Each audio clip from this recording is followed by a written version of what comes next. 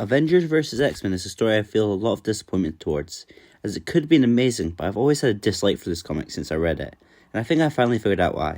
But for those who haven't read the book, here's a small summary. The Phoenix Force comes to Earth. The Avengers discover this and want to stop the Phoenix, as it plans to merge with Hope Summers, the adopted daughter of Cable. But Hope is currently on an island with Cyclops, as they believe she's going to bring forth the new age of mutants with her powers. So Captain America goes to the island to try and take her by talking, but Cyclops doesn't agree with him, so it goes straight to fighting, as Steve believes the Phoenix will destroy the world, and Cyclops believes it will revive the mutant race after 80% of them were erased by Wanda in House Vim. As the two fight, the rest of the Avengers show up and Hope runs away channeling the Phoenix Force, as she tells Logan she wants to merge with the Phoenix.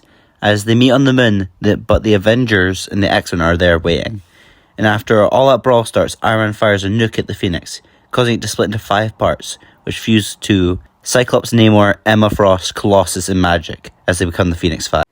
They spread world peace and make the world a better place, but the Avengers get scared and convince Hope to join their side. This makes Cyclops go insane. They fight the Avengers, and Hope, 3 of the Phoenix 5 are defeated, mainly by Spider-Man. Only Emma Frost and Cyclops are left, and Cyclops turns on Emma, stealing her part of the Phoenix Force, as he now has all the Phoenix Force, as Cyclops kills Professor X, before Hope absorbs the Phoenix Force, which splits all across the world, rebirthing the mutant race, as Cyclops ends up in jail, but he's happy that he saved the mutant race. Kinda, at least, I guess. Now that you're all caught up, let's go over some of the problems I have. I feel like right up until the end, Cyclops is right, as the Phoenix can be controlled. We see it in this very book as the Phoenix 5 literally create world peace for a single issue until the Avengers decided to continuously antagonize them, which leads to their corruption, as the Rage and the Phoenix being split together makes them uncontrollable, which is the Avengers' fault for getting Iron Man to nukes, which splits them in the first place. And if Cyclops' first plan of just getting it to merge with Hope works in the end, and has no negative consequences that rebirths the mutant race, the whole story happens for no reason.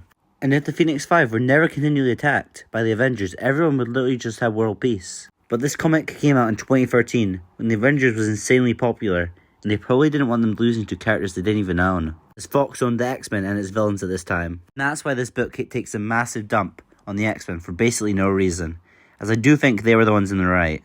As I do believe that Cyclops and Captain America are both out of character at one point or another.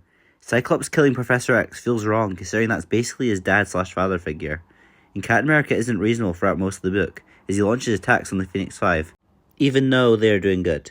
And when Jean Grey had the Phoenix, she killed a lot of people, and got off scot-free, even though Cyclops was jailed after only killing one person, even though he created world peace, saving many more. In this comic, there is a scene where Captain America goes to talk to Obama about the Phoenix 5, where they agree that they need to stop the Phoenix 5, because they created world peace too easily. Which is just strange, and it feels out of character for Captain America. Overall, I think it was just Marvel's attempt at trying to get us to hate Cyclops in the X-Men, so they could get the movie rights back from Fox, which this ultimately did lead to, as the X-Men sunk in popularity after this and a couple other things. But I don't like to be negative, and there is some things I did like. The moment where Spider-Man overcomes and beats Magic, Namor, and Colossus. It was very well done. I also like the conflict between Storm and Black Panther, as they were on opposite sides. I liked the art in the book as well, and it gave us some pretty cool Marvel Rival skins. And that's really all I have to say. If you enjoyed the video, please leave a comment, as it makes my day. And have a good rest of your day. Sorry if I sound a bit weird in this video, I am really sick. But I think it should be fine, and I hope you guys enjoyed the video. Goodbye.